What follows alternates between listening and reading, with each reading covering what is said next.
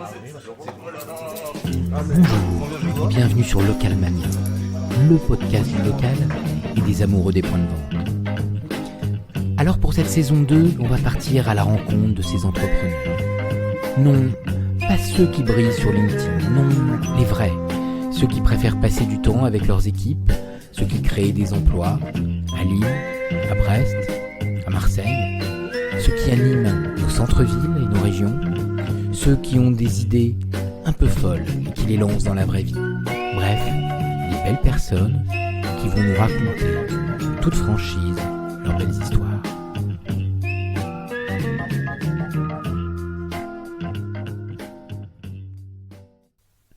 Bonjour et bienvenue dans ce nouvel épisode de Local Mania. Alors pour ceux qui ne me connaissent pas, je suis Romain Achard, je suis cofondateur de The Ramp, qui est une plateforme de publicité multilocale qui permet aux enseignes à réseau de digitaliser leur communication locale. Alors pour cette nouvelle saison, on part à la rencontre d'entrepreneurs, de gens qui ont monté des réseaux de franchise, et j'ai le grand plaisir d'accueillir Laura Marie de The Carrosserie. Alors si vous connaissez pas The Carrosserie, c'est forcément soit vous êtes un bon conducteur, soit vous avez une confiance aveugle dans votre compagnie d'assurance. C'est un peu ça, Laura ? Oui, c'est un peu ça. Bonjour Romain, déjà merci de m'accueillir, je suis ravie d'échanger avec vous aujourd'hui. Eh ben, écoute, nous de même. Et il faut avouer que l'histoire, elle est juste magnifique. Alors, ce que je vous propose, c'est tout de suite de se mettre à table avec Laura pour que tu nous racontes, comment ça a démarré.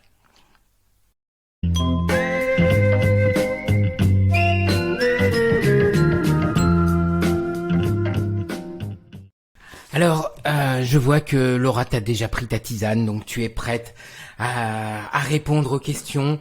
Moi, je me suis pris un café, un peu pour me réveiller. Écoute, peut-être que l'histoire, c'est peut-être que tu nous racontes déjà qu'est-ce que c'est que The Carrosserie et comment t'en es arrivé là, parce que c'est quand même une histoire assez incroyable. Alors, je vais essayer de faire court. The Carrosserie, qu'est-ce que c'est? Aujourd'hui, c'est une enseigne nationale qui se développe sous forme de franchise un petit peu partout en France, dans des ateliers de carrosserie et des garages automobiles, avec un concept commercial innovant et qui permet des avantages très importants tant pour le consommateur, c'est-à-dire pour l'automobiliste qui a abîmé sa voiture, que pour l'artisan carrossier qui est sous enseigne. Et concernant l'histoire, oui, Romain, elle est atypique, effectivement, comme tu disais. Ah bah oui, c'est ça qui est intéressant, c'est que comment vous en êtes arrivé à la carrosserie, c'est vous que c'est une histoire. Alors si j'ai bien compris qu'on a travaillé ensemble et qu'on a répété, c'est à la fois une histoire familiale et maintenant c'est une histoire de fratrie avec ta sœur, c'est Ouais, ça? c'est exactement ça. Tu veux que je te raconte un petit peu les prémices et d'où on vient et comment Ah on bah en oui, je est? pense que tout le monde a envie de Ok, savoir, ça marche. comme tout le monde a envie de savoir. Ok, ça marche. En fait, Lucie et moi, donc Lucie qui est ma sœur et mon associée aujourd'hui, on est issus d'une famille d'artisans, majoritairement des garagistes. Notre grand-père Maurice a ouvert son garage lui-même dans les années 50 à Mondeville, qui est une commune juste à côté de Caen, en Normandie. À l'époque, c'était les 30 Glorieuses, donc il a bossé comme un fou avec ma grand-mère et ascension sociale de dingue. Ma grand-mère, Odette, était aux finances de l'entreprise, facturation, comptabilité, pompiste aussi sur la station. Mon grand-père, lui, toujours la tête dans un moteur, dans l'atelier. C'est notre papa qui a repris le garage de mon grand-père, du coup, dans les années 90. Il l'a fait évoluer, puisqu'à l'époque, il lui a ajouté un beau lion Peugeot. Il s'est associé ensuite avec son frère, lui également dans les années 2000, pour un projet beaucoup plus grand, parce que je crois qu'il tournait un peu en rond dans son garage. Son projet, c'était de faire construire un pôle automobile gigantesque qui reprendrait les trois marques françaises, donc Peugeot, Renault, Citroën, un contrôle technique et une carrosserie indépendante aussi. Et ils l'ont fait. Parce que dans les années 2000, c'était encore à peu près facile d'aller voir son banquier et d'emprunter des sommes folles pour des projets comme celui-ci.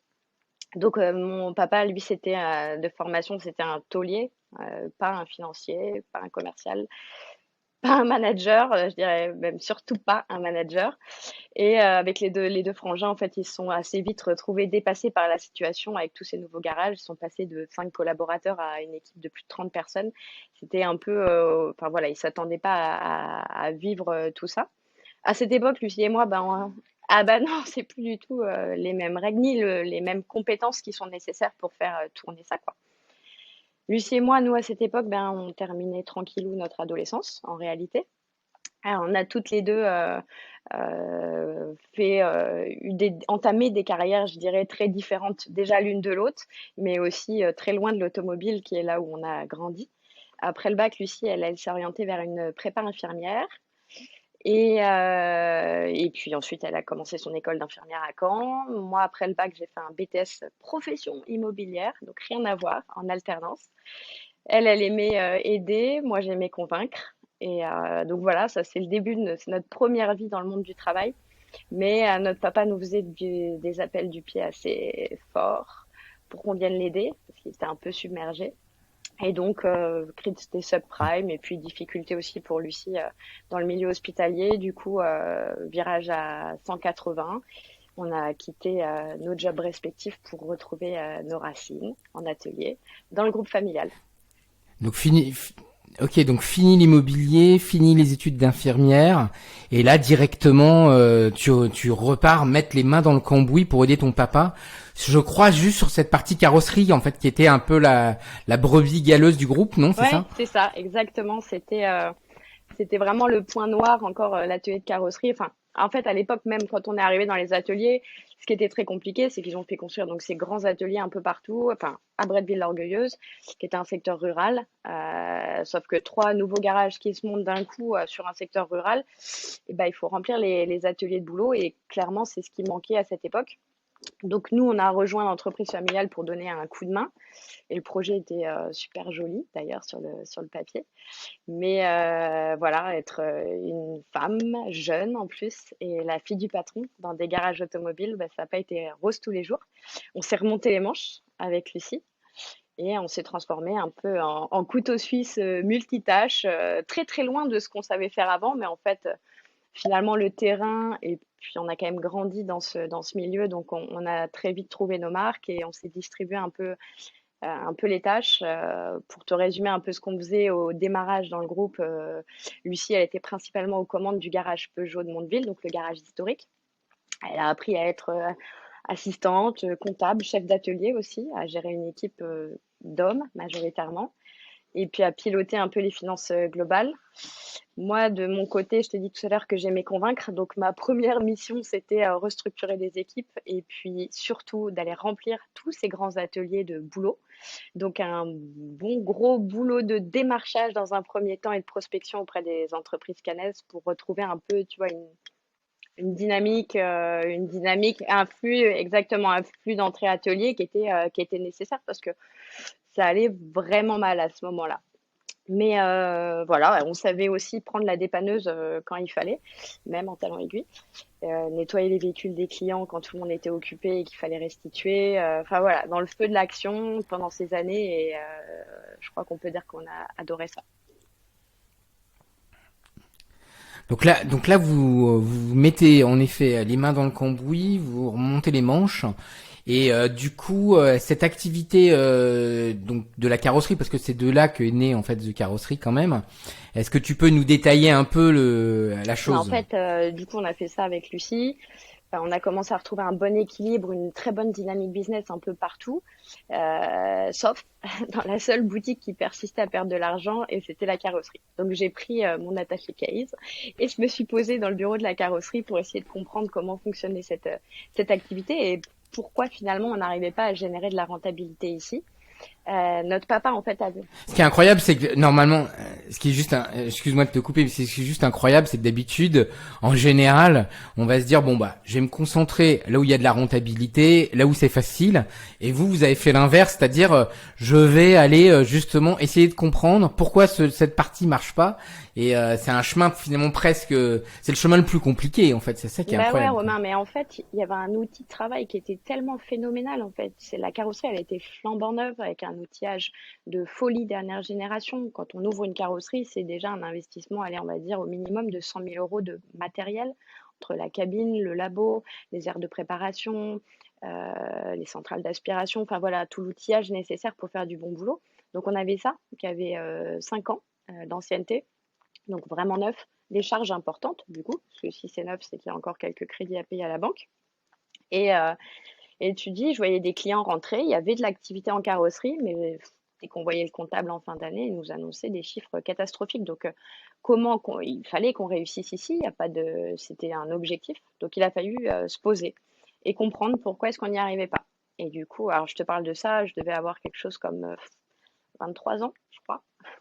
Mais il n'y a pas besoin d'avoir fait maths sup ou Sciences Po pour avoir le feeling des bases, je dirais, du commerce. Et du coup, ce que j'ai remarqué, moi, en allant à la carrosserie, c'est que mon papa, lui, il avait fait un choix quelques années en avant, comme beaucoup d'autres carrossiers à l'époque d'ailleurs. Son choix, c'était d'avoir beaucoup d'agréments d'assurance.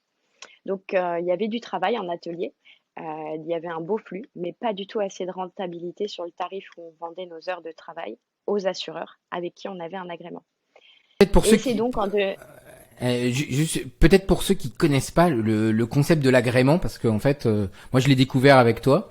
Donc, ouais, bah, l'agrément d'assurance, Romain, c'est très simple et en même temps assez opaque dans la tête des automobilistes. Qu'est-ce que c'est l'agrément d'assurance? Eh bien, en réalité, aujourd'hui, quand on a une voiture, on est donc assuré auto. La plupart du temps, assuré tout risque. D'ailleurs, je recommande à tous ceux qui vont nous regarder de s'assurer tout risque. Et quand on est assuré tout risque et qu'on a des dégâts sur sa voiture, responsable, non responsable, ou même qu'on les a causés tout seul, la plupart du temps, eh bien, on fait marcher sa garantie d'assurance auto pour la remise en état du véhicule. Puisqu'on paye une assurance tous les mois, je sais pas, 70 euros par mois pendant 5 ans, etc. C'est un peu comme si on cagnotait quelque part pour pouvoir activer le jour où on en a besoin. Donc les gens font appel à leur compagnie d'assurance pour être remis en état. Et du coup, on dit qu'en carrosserie aujourd'hui, in fine, malgré les réparateurs, 80% du marché de la carrosserie est financé par les assureurs. C'est-à-dire, les clients nous payent les factures, mais eux-mêmes sont indemnisés par les assurances. Ça représente à peu près 80% du marché. Du coup, ça fait un peu de sous. Et les assureurs, les assureurs, pour s'assurer, c'est marrant. Et donc, pour être certain, je dirais, de maîtriser les coûts et de payer le moins cher possible les réparations, pour rester bien entendu très largement bénéficiaire sur le rapport prime-sinistre, eh bien, qu'est-ce qu'ils font? Ils ont organisé un peu le marché de la carrosserie. Ça a commencé il y a une trentaine d'années maintenant, en distribuant ce qu'on appelle des agréments d'assurance. Ça veut dire qu'un carrossier, il peut être agréé par exemple AXA. Qu'est-ce que ça veut dire s'il est agréé AXA? Eh bien, ça veut dire qu'en échange de tarifs négociés, très négociés, il va recevoir des volumes de travail directement envoyés par AXA. Parce que les assureurs ont bien sûr un pouvoir d'influence assez fort auprès de leur clientèle sinistrée. On appelle son assureur parce qu'on a un choc arrière, par exemple. L'assureur va être capable de dire, je vous conseille d'aller au garage un tel, ils sont sur la liste, etc. Le mot liste, il l'emploie beaucoup. Donc voilà, c'est comme ça qu'en fait on se retrouve sans rien faire, à avoir des beaux volumes d'apport d'affaires, donc des gens qui nous apportent leur voiture à réparer, en contrepartie ouais, c'est bon, bah, c'est génial, ouais. génial. Sauf qu'au final, en fait, Romain, c'est quand on possède cet agrément, on se rend compte que finalement on brasse un peu de l'air, puisqu'on travaille comme des fous et à des tarifs qui ne nous permettent pas aujourd'hui d'être rentables sur l'activité, tellement c'est sévère. Alors ça, tu t'en aperçois avec la carrosserie de ton père. Et donc du coup, bah, avant de te cuisiner là, pour savoir comment The Carrosserie a démarré, tu réalises quoi et qu'est-ce que tu fais tout de suite bah, pour inverser la tendance.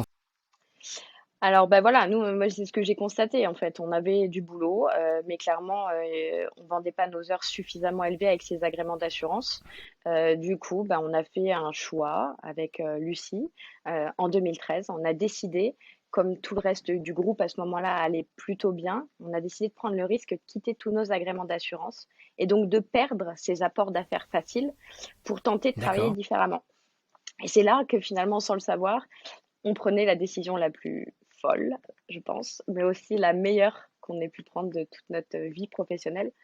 Et c'est donc les prémices de The Carrosserie à ce moment-là qui vont se mettre en place en faisant une croix sur ces apports d'affaires. Ça nous a obligés à réfléchir complètement autrement notre quotidien, à trouver une dynamique différente pour être attractif auprès des automobilistes en étant exclus de ces listes d'agréés. Donc voilà, Ok. On a communiqué tout simplement en fait. Je sais que la communication c'est ton truc Romain et que c'est un sujet que tu maîtrises sur le bout des doigts. Et voilà, c'est ce qu'on a mis en place majoritairement avec des offres attractives aussi pour faire plaisir à nos clients et les inciter à venir chez nous, comme le remboursement des franchises ou des cartes cadeaux quand les D'accord. clients sont pas responsables. Et bingo, remonter de la trésorerie en Euh, flèche. Donc là, que je te propose, donc là maintenant, on va passer derrière les fourneaux et tu vas nous expliquer, là on a compris le business, on a compris finalement ce que t'as réalisé et comment t'as décidé de lancer The Carrosserie, parce que finalement t'aurais très bien pu rester dans l'entreprise familiale, mais non, t'as décidé d'aller de bouger les lignes et on va découvrir cette aventure passionnante.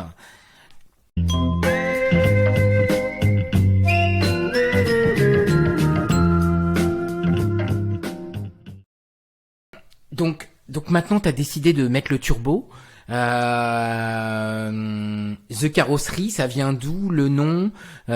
Comment ça s'est passé avec l'environnement familial? Quel a été tes premiers franchisés? Comment ça s'est passé? Je veux un peu tout savoir.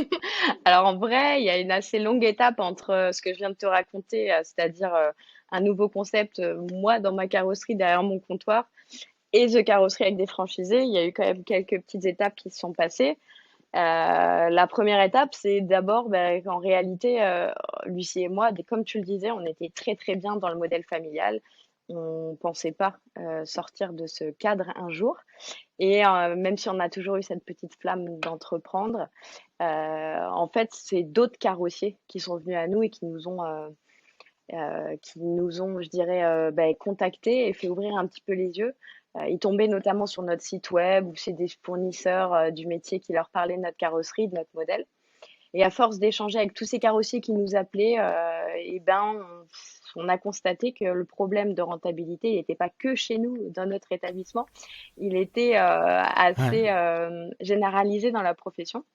Et petit à petit, à force de discuter, bon bah voilà, on commençait un peu à germer l'idée de créer une marque, de créer un réseau pour donner de la force au modèle et surtout pour le partager avec d'autres carrossiers qui eux aussi arrivaient un peu à saturation du modèle d'agrément d'assurance.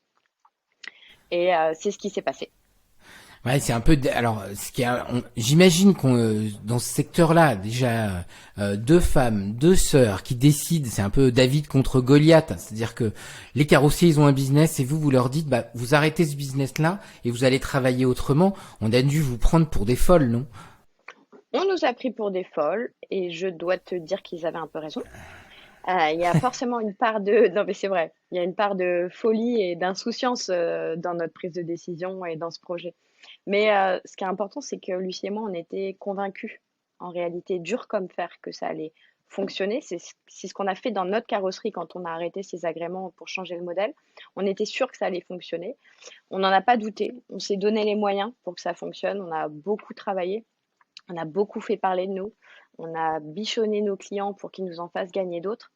Et, euh, et, et en fait, on n'a pas pris un si gros risque parce que en réalité, la seule chose qu'on risquait, c'était d'être enfin rentable. On ne gagnait pas d'argent, même on perdait de l'argent avec nos agréments d'assurance. Donc, le risque qu'on avait de faire ça, c'était d'inverser et d'avoir du succès, voilà, d'avoir un succès potentiel.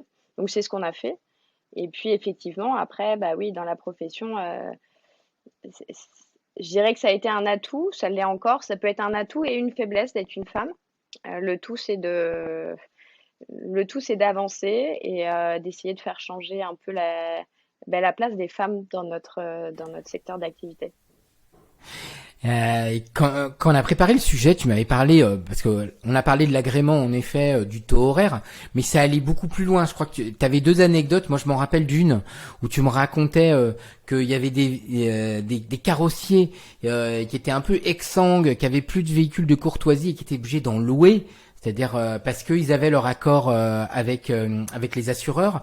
Et tu m'as parlé d'un cas à Saint-Tropez où en effet il y a un truc qui m'a rendu fou, c'est cette idée que en fait les personnes que l'assureur vous donne ne sont pas dans votre zone de chalandise. Alors pour moi qui suis je vis dans la communication locale et très proche des zones de chalandise, ça veut dire qu'en fait les clients que ces compagnies d'assurance vous donnent, c'est pas des clients que vous allez revoir.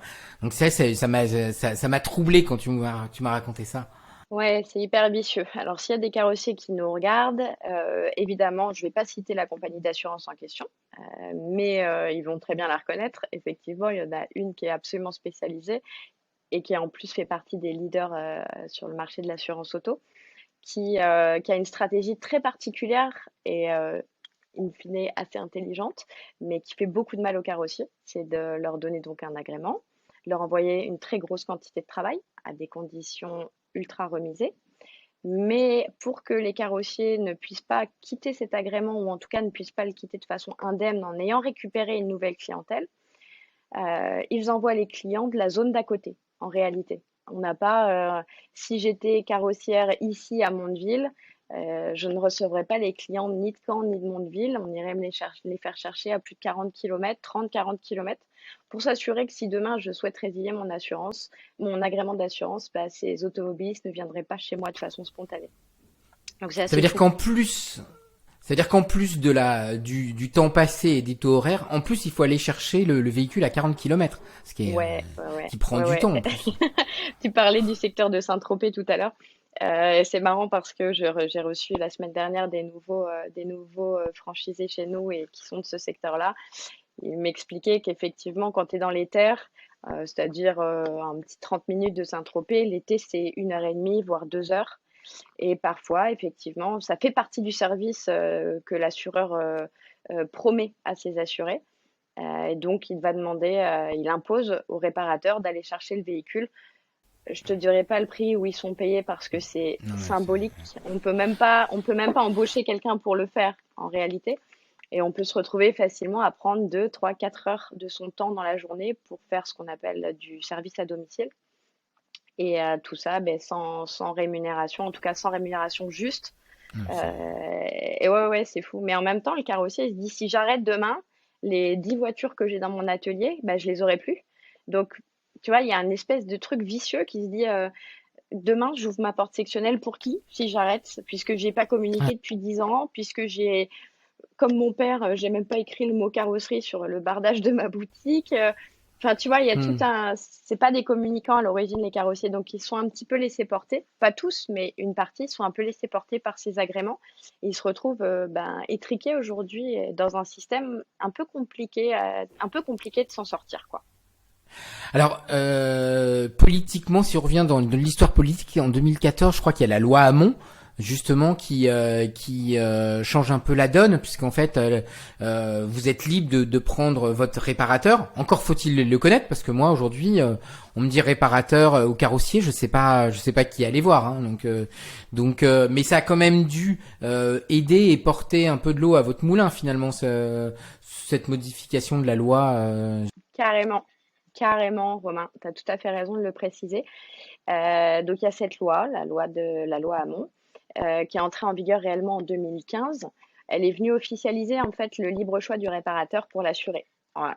Il existait déjà avant cette loi le libre choix du réparateur, mais le carrossier n'avait pas vraiment de texte officiel pour le faire comprendre à ses clients.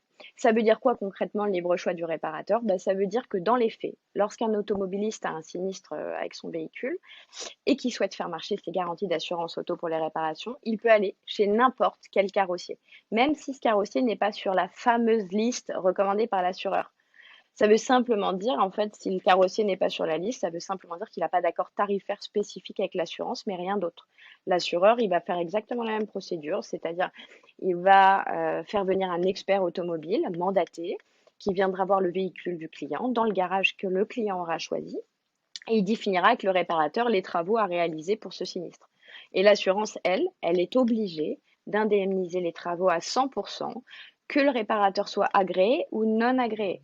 Voilà, dès que le garagiste s'accorde avec l'expert et qui ne fait pas de surplus, qui reste bien sur qui colle bien au rapport d'expertise, alors l'assureur indemnisera à 100% les clients. La seule différence, effectivement, c'est que l'assureur ne profite pas d'un tarif remisé, trop remisé, D'accord. et que chez le carrossier non agréé, ben, elle paiera l'assurance le prix public des réparations. Donc, elle permet à un artisan, quelque part, De mieux vivre. de vivre plus sereinement, en fait, de son travail, ouais. Et nous, Alors aujourd'hui, justement, ouais. Romain, ça fait partie, excuse-moi, j'insiste parce que c'est un point qui est ultra important.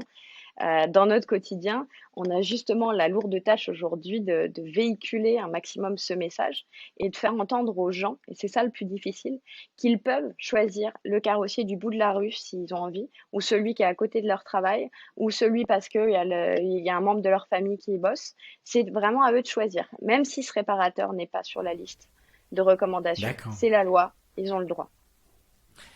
Donc du coup, ah bah moi je vais le répéter. Hein, maintenant, maintenant le prochain pet, la prochaine portière abîmée, j'irai sur The Carrosserie.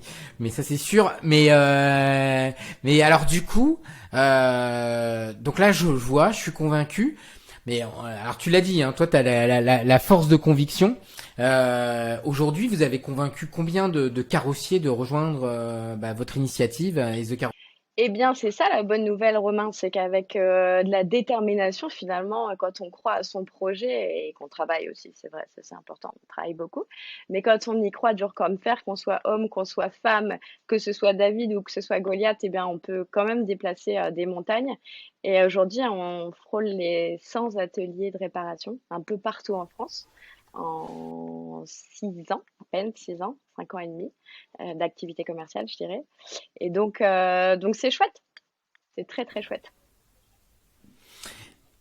Et du coup, quand il y a quelqu'un qui arrive, parce qu'en fait, j'ai l'impression que c'est un peu quelqu'un qui a, quand il arrive chez vous, il a quand même il a un problème à résoudre.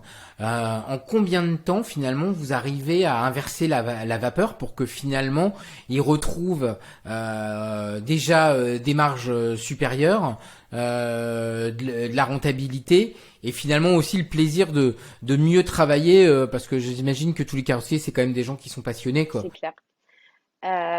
En réalité, donc il n'y a pas de secret, comme on le dit aussi à chacun de nos franchisés.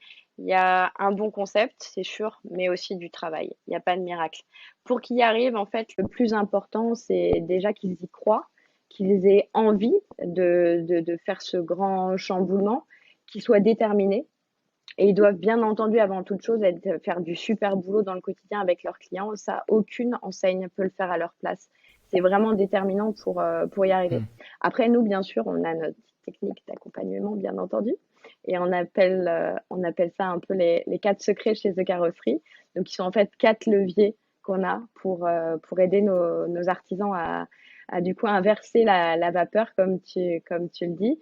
Le premier levier, ben, ça va être les offres commerciales de l'enseigne qui sont là pour rendre l'artisan beaucoup plus concurrentiel et attractif, comme le remboursement des franchises, comme je te disais, les cartes carburant pour les gens qui ne sont pas responsables de leur sinistre, des remises quand les gens ne déclarent pas à l'assurance.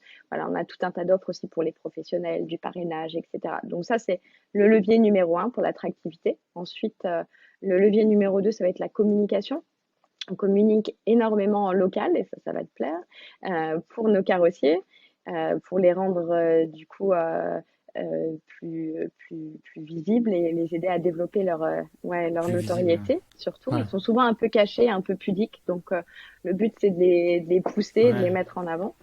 Le troisième levier, ben, ça va être les outils digitaux qu'on met à leur disposition, qu'ils utilisent dans le quotidien et qui leur permet notamment comment dire, d'être bien raccord avec les besoins et les attentes des clients aujourd'hui, dans l'ère du temps, je dirais. Et le D'accord. dernier point, c'est aussi l'accompagnement du réseau. Le carrossier, il a tendance à être un peu isolé parfois. Le fait de faire partie d'une enseigne, d'une grande fratrie, un peu comme la nôtre, c'est déjà d'être sûr nous, on tient une veille pour eux. Donc, en fait, ils profitent du groupe pour se mettre à la page. On les accompagne aussi sur de la formation, on les accompagne sur leur marketing, on les accompagne même sur le terrain pour aller faire du démarchage pour gagner des nouveaux clients professionnels, par exemple. Donc voilà, Ils se sentent un peu moins D'accord. seuls dans le quotidien et les succès des uns donnent hyper envie aux autres d'y arriver. Donc il y a cette inertie aussi qui est hyper positive dans l'effet de groupe. D'accord. Et ben ça tombe bien parce que justement on va passer aux confitures, des confitures. Donc tu vas nous partager en fait tes plus beaux succès et tes plus beaux échecs. Mais derrière chaque échec, on sait que ça permet d'évoluer.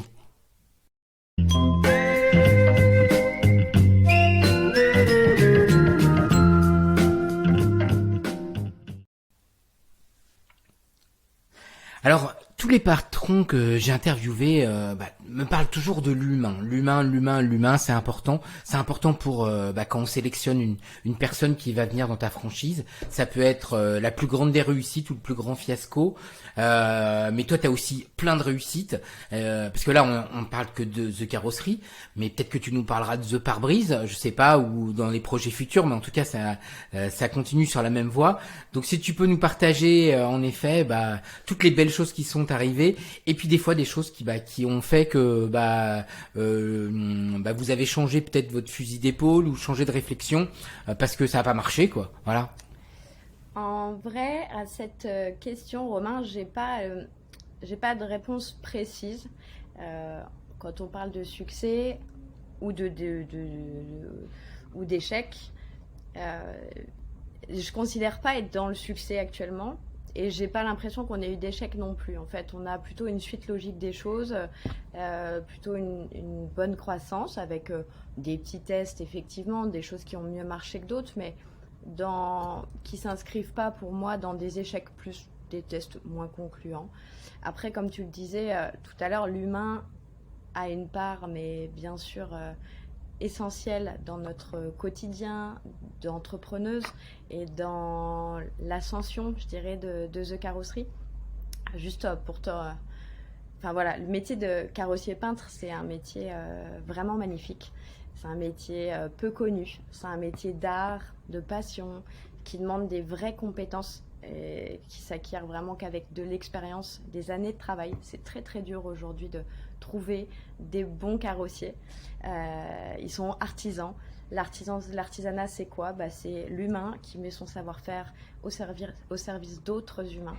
Donc, il n'y a rien de virtuel dans notre métier. Il n'y a que des vrais gens. Et à travers The Carrosserie, on ne côtoie que des vrais gens. Nous sommes un peu les porte-parole avec Lucie d'une profession, comme je t'expliquais, qui est un peu pressurisée par les compagnies d'assurance notamment. Et ils ne connaissent pas grand-chose au métier de carrossier ni à la gestion quotidienne d'une entreprise type PME, PMI.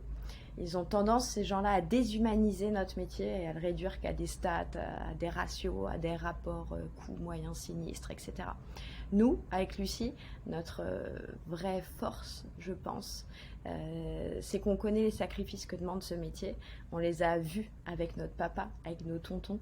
On les a vécus toute notre enfance. C'est des sacrifices de fous, en fait, qui vivent ces hommes et ces femmes. Des sacrifices sur leur vie de famille, sur leur santé, parfois, Ouais. sur leurs vacances, sur leurs revenus même, et leur niveau de vie quand les périodes sont un peu plus dures. Et nous, tout ça, on le comprend, on les considère, et je crois même qu'on peut dire qu'on les adore, vraiment. Et c'est nos rapports humains, en fait, avec eux qui font toute la différence, qui font la différence de notre enseigne, en réalité. On est là... on nous dit souvent qu'on est trop gentil.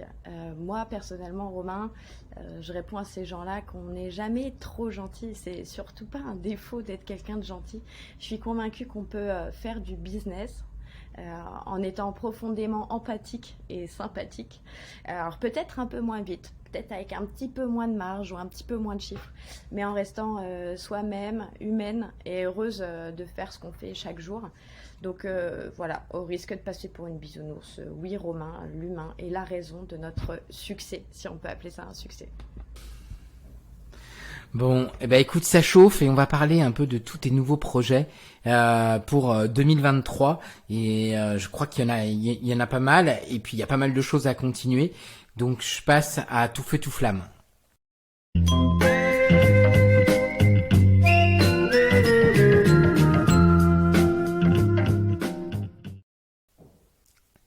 Alors, on parler d'objectifs. Alors je sais qu'on veut pas rentrer dans cette logique-là de comptabilité, de rationalité et tout ça, mais du coup, l'enseigne, elle a l'air quand même, elle se porte bien, elle grossit et elle a même fait des petits bébés, quoi. Ouais. Donc c'est assez incroyable. Ouais. C'est vrai, on se porte bien parce qu'on a une équipe ici de folie. Voilà, Lucie, Laura, c'est juste l'origine, c'est le noyau de départ, je dirais. Et puis tous nos collaborateurs, aujourd'hui on est une petite équipe de 13 personnes, bientôt 14 la semaine prochaine. On devrait monter jusqu'à une vingtaine de la personne à la fin de l'année si tout va bien. Donc projet numéro 1, déjà qui pour nous est un projet d'envergure, c'est de déménager parce qu'on est un peu à l'étroit ici dans nos locaux actuels. Donc avec Lucie, on a dû s'atteler à trouver un endroit plus spacieux et plus en phase avec le développement qu'on envisage pour The Carrosserie and The Pare-Brise. Donc ça, c'est le gros projet 2023. Il va falloir gérer un double déménagement, surtout qu'on construit un petit bâtiment, donc tous les aléas de la construction, de l'aménagement intérieur, etc., ça va rythmer une partie de notre année à nous, côté chef d'entreprise. Et puis il y a le développement, bien sûr. Ah oui, tu cherches pas la simplicité, là, tu pars dans la construction d'un bâtiment. Alors, là. Romain, ça, c'est ce qui me caractérise le plus, tu vois. Des fois, il y a un chemin tout droit, comme ça, qui semble assez simple. Mais moi, je préfère toujours prendre celui qui est plus compliqué, mais c'est comme ça, c'est dans ma nature, j'aime pas faire les choses simples. Donc voilà, on a fait un truc un peu, mais c'est cool en fait, c'est super cool. Toute l'équipe est à fond derrière nous dans ce projet. Ils y voient tous un intérêt de bien-être aussi au quotidien. Donc voilà, c'est vraiment important. Et puis on reçoit, tu sais, tous nos nouveaux carrossiers, on les reçoit en formation systématiquement avant chaque lancement commercial. Donc c'est aussi cool d'avoir un lieu qui nous ressemble et qui va aussi avec la taille des projets, de l'ampleur que tout ça prend. Donc c'était important. C'est un truc qu'on a coché sur notre liste avec Lucie en fin d'année dernière, mais qui du coup va nous prendre beaucoup de temps cette année. Ok, peut-être que tu peux nous parler de The Pare-Brise. Mais parce que, qui t'a parlé de The Pare-Brise, Romain? Je ne sais pas, je ne sais pas.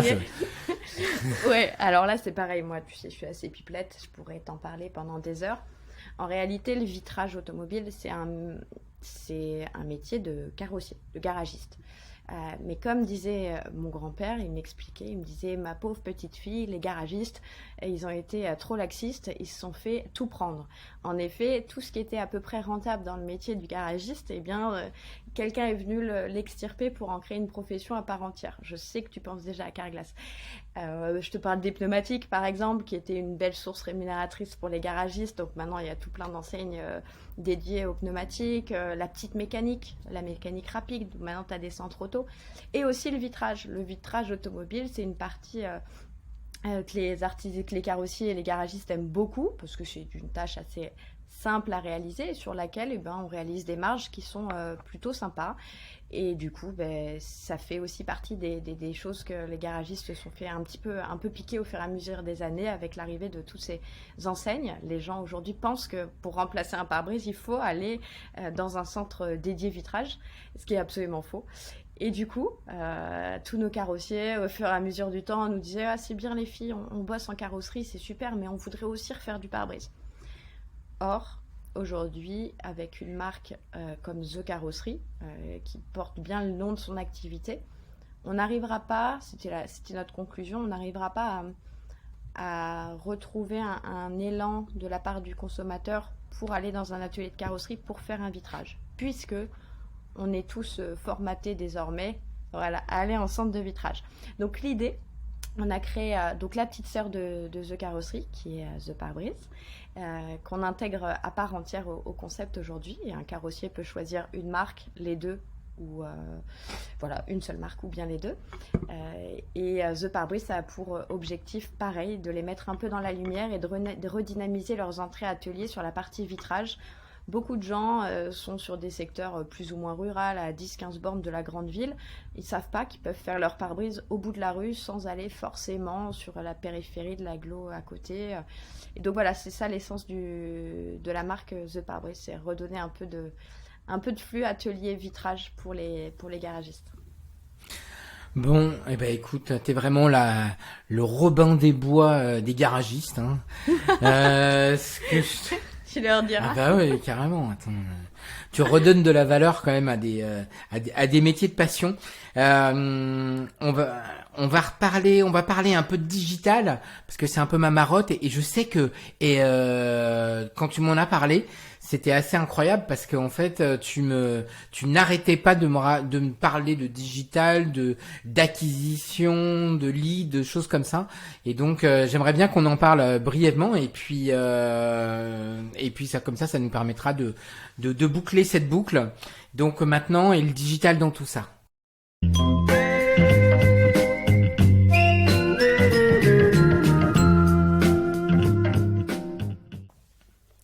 Alors on peut peut-être parler déjà du mindset parce que quand tu me parlais de choisir un franchisé, il y avait un mindset lié à l'achat média parce que en fait finalement votre visibilité, enfin un carrossier, moi j'en connais pas. Donc la première chose évidemment que je vais faire, c'est taper dans un moteur de recherche. En général c'est Google et pour savoir quel est le carrossier qui est finalement peut-être le plus près de chez moi. Et donc j'imagine que du coup un des premiers postes c'est en effet ce qu'on appelle c'est mettre de la publicité dans les moteurs de recherche pour générer de la visibilité.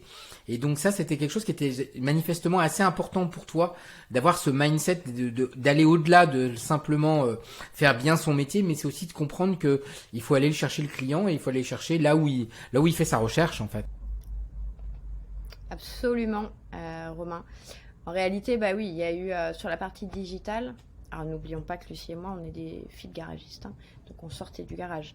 Donc moi j'y connaissais absolument rien en la matière et on a tout appris. Par contre, c'est ça qui est magique, c'est quand on est bien entouré, on peut apprendre super vite. Et donc notre plus gros enjeu, il était bien entendu de se positionner sur le web, se positionner avec une stratégie bien précise et assez localisée, je dirais également, pour faire en sorte que nos carrossiers existent sur le web. On parle à une profession qui est assez peu, même si c'est de plus en plus tout de même, mais assez peu digitalisée. Et où il y avait vraiment autant à la fois un gros boulot, mais aussi beaucoup de place encore à l'époque quand on a commencé à travailler ça. Donc tout à fait, ça c'est une grosse partie chez nous. Je vous invite à taper devis carrosserie dans Google et puis vous risquez de voir une proposition de carrosserie quasiment instantanée. Et puis sur la partie digitale, ça a été un autre. Il y avait un second challenge qui était de créer toute une interface de gestion full web pour les carrossiers dans le quotidien, pour pouvoir gérer notre système de remboursement de franchise, pour pouvoir établir des factures, pour pouvoir leur mettre des produits d'achat en ligne. Et donc on a fait un truc maison qui est génial. Et comment on y est arrivé ? Parce qu'on a fait des rencontres parfaites au moment où on en avait le plus besoin. Je rebondis encore sur l'humain en fait. Tout à l'heure c'est ce qu'on se disait. Mais dans nos premières semaines d'entrepreneuse avec Lucie, quand on a quitté le garage de mon papa en se disant on y croit dur comme fer, on va aller le professionnaliser et le marketer notre concept, on va le faire. Et bien il a fallu un peu pousser des portes pour rencontrer des gens on était vraiment toutes seules et à part nos idées, on avait nous pas de compétences en la matière. Et donc on a rencontré sur notre route un génie développeur et une graphiste ultra talentueuse, notamment en UX, et tous les deux freelance, déjà amis dans la vie. Ils ont adoré notre histoire. Ils ont adoré aussi le projet et la folie de ce projet. Et nous, on avait des besoins assez énormes à ce moment-là pour faire naître la marque, la rendre palpable et la faire exister. Donc, ils nous ont fait des devis. Et on est tombé par terre. Et du coup, nous, on leur a fait une contre-proposition. Et on leur a demandé, puisque finalement, vous kiffez notre histoire et le projet, venez avec nous. Et si on s'associait ? Ils ont dit oui. Et c'est comme ça qu'est né sur mon WhatsApp un nouveau groupe qui s'appelle The Noyau Dur. Et donc on est partis tous les quatre avec un génie du web qui m'a complètement, qui nous a créé sur mesure un CRM, un extranet qui nous permet aujourd'hui de piloter à 100% l'ensemble de nos besoins. Chaque carrossier, comme je te disais, a bien entendu aussi son extranet pour travailler quotidiennement. Avec ce CRM, qu'est-ce qu'on fait? On a la gestion de notre call center ici, on a tout le CRM de l'équipe sales, on a tout l'admin de facturation, tous les reportings de communication qu'utilise l'équipe market ici, une interface dédiée au flotte. Enfin voilà, en fait on a fabriqué il y a 6 ans un espèce de tronc. C'est comme ça que moi je le visualise. Et aujourd'hui on rajoute un peu des branchages au fur et à mesure de l'évolution du réseau et des nouveautés aussi qui peuvent nous passer par la tête. Donc voilà, ça c'est assez magique, c'est une super chance qu'on soit 100% indépendant sur cette partie-là. Bon génial. Je pense qu'on est arrivé, on a fait un tour et je pense qu'on a surtout donné envie à tout le monde d'appeler The Carrosserie dans ces zones de problème. Et en tout cas, et ça, je pense que ça donne aussi envie à tout le monde de vous suivre, hein, parce que je trouve que l'aventure elle est juste fabuleuse. Et puis ça change parce que vous étiez pas du tout faite à l'origine pour faire du business et que maintenant vous montez un réseau qui est ultra dynamique, qui donne envie, avec finalement une histoire, des passions que vous retransmettez et en tout cas ça fait plaisir. Et à chaque fois que tu en parles, je trouve que t'en parles avec beaucoup d'humilité et beaucoup de passion, et je pense que ça ne peut donner qu'envie, soit à des futurs franchisés de vous rejoindre, soit à des futurs clients de travailler avec vous. Alors je te remercie vraiment beaucoup Laura de ce moment passé, et puis en tout cas je pense qu'on a passé un bon moment et on a raconté une belle histoire. Et de rien Romain, c'était vraiment un plaisir d'avoir cet échange avec toi, et puis peut-être à bientôt pour parler de The Ramp.